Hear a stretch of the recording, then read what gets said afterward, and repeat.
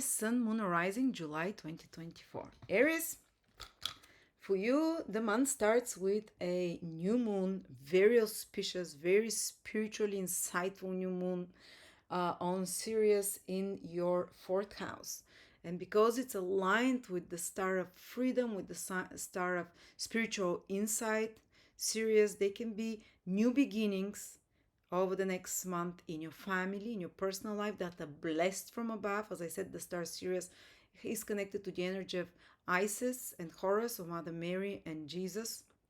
Uh, and it's in your fourth house, which is very good. So maybe something through property, some renewal of activities or something new happening in personal life, emotional happiness. Fourth house is how happy you are. You can have a spiritual insight that will help you liberate yourself from something that is um, not contributing to your emotional happiness, or to begin something new, which is a new moon that leads more to your happiness and emotional alignment. But anything from this fourth house can be very positive: real estate, property, home, parenting, family, your parents, and so on. And there is a big focus there. So trust whatever is happening there because of the positive influence of the stars involved. Sirius. Then, um, all the month you're gonna have Jupiter in your third house on the star, especially the first 2 weeks on the star Aldebaran, the star of Archangel Michael. We're jumping from Jesus and Mary to Archangel Michael, or the star also of the um, bullseye, the star of abundance. And this happens once in 14 years that Jupiter will align with the bullseye, the luckiest star in astrology. Just like Sirius is the most spiritual star, the most powerful spiritual star, this one is the luckiest, connected to abundance, to power, to strength, to success. So Jupiter allows you this July, because after July, Jupiter will be blocked by Saturn in some way. But Jupiter allows you to really grow and expand and succeed in something connected to the third house. It can be in media, in marketing, in communications. If you do anything in social media, blogs, posts, vlogs, written book, or maybe download some idea divinely inspired there that can be source of abundance for you over the next 12 years in regards to writing, speaking, or maybe some commercial project that you're starting. Third house rules commercial projects as well, and transactions. So even just doing any kind of transactions can be beneficial. Or written, projects, spoken, and so on. Or also some journey that can appear that's very auspicious. Or third house is also associates, people that you're introduced to or that you meet in your everyday environment. Is it through internet? Is it in real life? uh, that are a source of growth for you, a source of some very positive energy. As we said, Aldebaran is from the light forces that you can, through their help, you can overcome difficulty, you can win, you can succeed. So making connections, third house, or through siblings, they can be very powerful bond and connection through siblings or associates or teammates. So if you're working in a small team environment with others to create something, or going on a trip, third house as well. Very kind of beneficial, because after that, from August, Jupiter will get a square from Saturn. So it's kind of, it will become more hard work, all those third house activities, whether you're learning something new or a skill, it will require more effort, or interactions with others, or work in a group environment, or anything connected to writing, speaking, social media. But for now in July, there is like a last chance for unobstructed success and blessings there. And of course, around the 15th, Aries, Uranus will conjunct Mars on a bit dangerous star. So don't do anything reckless around 14, 15, 16, because Mars is your star. You're there. And that's a star that is connected sometimes to dangerous situations, to losing one's head. I'm not talking only literally, because of Gol Medusa, where the conjunction is about the Medusa who lost her head. We're talking here more like getting angry, exploding, losing your head, and especially doing something silly with your possessions, second house, or doing something impulsive in connection with your finances. So try to be a bit more patient around the middle of the month with finances. They can be sudden, unexpected developments connected with finances or family. Second house is one of the houses of family, like more explosive energy there, more surprising. Because of the star go, it can sometimes be more on the negative side. But this is the more dangerous period. Again, it can have positive events that come out of this. For example, it can Uranus and Mars, and the constellation is also one of cutting away unhealthy habits, like cutting away of the head of the monster Gorgona. You can use this energy productively to cut out something that is taking your freedom away, that is limiting you in some way, especially connected with either financially that is taking your freedom away, or connected with your family that might be blocking you in some way, or unhealthy habits stemming from the family lineage, or your own personal eating habits as well. What you put in your body is the second house. But of course, be a bit more careful about accidents of any sorts around that time. But otherwise, Uranus can also infuse you, because you're Mars, with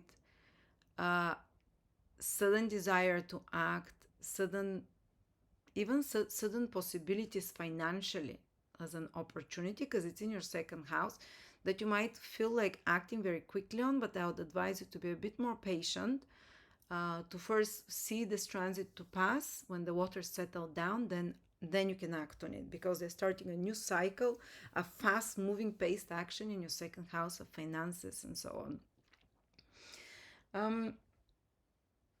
So yeah, they can be sudden illuminations, like aha moments. I know something around the middle of the month for you, with Uranus together with your planet.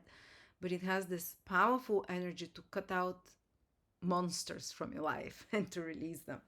Oh, I forgot to say, the whole month Jupiter is in your third house, doing this really good, transiting this really good area of the sky, the eye of the celestial bull, the most abundant one. So abundance through third house activities that we talked about. It's trining mutually the south node in your seventh house.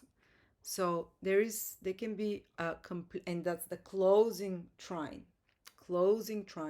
So something that you started in the past 4 years, maybe 2020, or even before or after, might be giving its blessings to you through Jupiter on Aldebaran.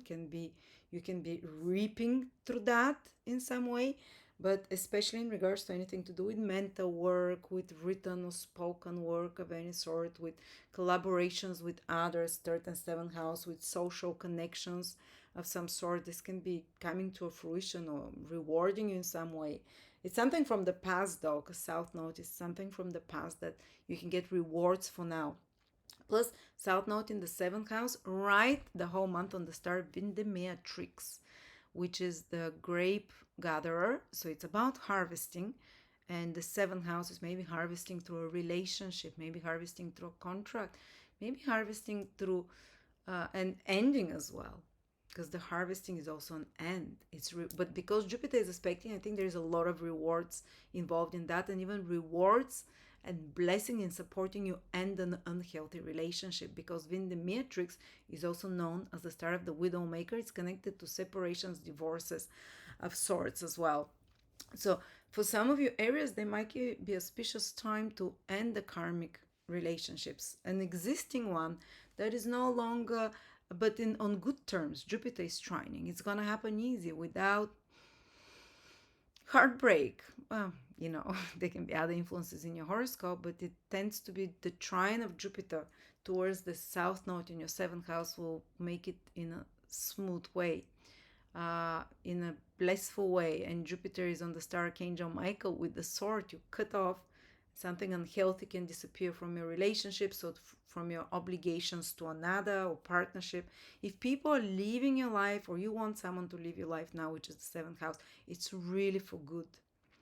As I said, Jupiter is trining from the most auspicious star, Aldebaran, the south node of endings in the seventh house of relationships. So it's really for good, and it can bring you more growth and abundance than staying in. Or there can be a spiritual connection with someone, because south node is someone from past lifetime, or someone you have strong spiritual connection with, whether sexually or on one-on-one basis. They can be this, or even with clients, they can be abundance coming through that. But if there is a new relationship starting for Aries, this is something of a more spiritual nature, this one. It will be something past life connection, deep soul connection of some sort, but it will be for growth, not only just ending the south node here. So Jupiter and the south node, extremely both of the most spiritual influences, Jupiter and south node in the social houses for you. Very powerful spiritual influences in relationships, in connecting. Maybe feeling, having the knowledge and intuition, feeling who are the right people to connect with and so on, or who to leave, who to stay in your life, who new to welcome. And last but not least is is the full moon in Capricorn, the second Capricorn full moon this year. It's happening here at the end of Capricorn, around the 21st, 22nd, something like that, of July, with Pluto. But it only has good aspects, pretty much. It will have six trine from Jupiter, from Uranus and Mars. It will have kind of a Neptune is also sextiling, but it's transformational. Something comes to fruition in your career. It's in your 10th house. And it can be transformative for your career, maybe getting some rewards in regards to your career and reputation, maybe getting some transformation or change there. Yeah, it's Pluto. There can be some kind of crisis connected to father figures, to bosses, to authority figures like police or whatever you consider authority figure, or to your career, which can be tense because it is Pluto after all, power struggles or threats and so on. But at the same time, because there are many good aspects to this full moon in Capricorn, it seems like it's going to work itself out, and the change will be for positive. And it can also bring to completion some career project or represent it to others, with powerful impact, because this is Pluto after all. And see, there is this focus there, not just on home with the new moon with the sun, but from the second part of July towards the last 10 days of July, there is this strong career impact for you, that influence with this full moon, that you can really like reap something. This is full moon, illuminate, understand something better there, or take it to the next level. Or if you don't want the next level, wrap it up, because full moon, after that, things, can start depleting or can end. So this is basically, you see, there is a lot of activations. Focus on the full and new moons, but especially I'll be personally as a Aries focusing a lot on this third house where Jupiter is. I feel this is the most powerful and important influence for us this month. So focus on the goodness that comes through the bullseye and Jupiter passing there.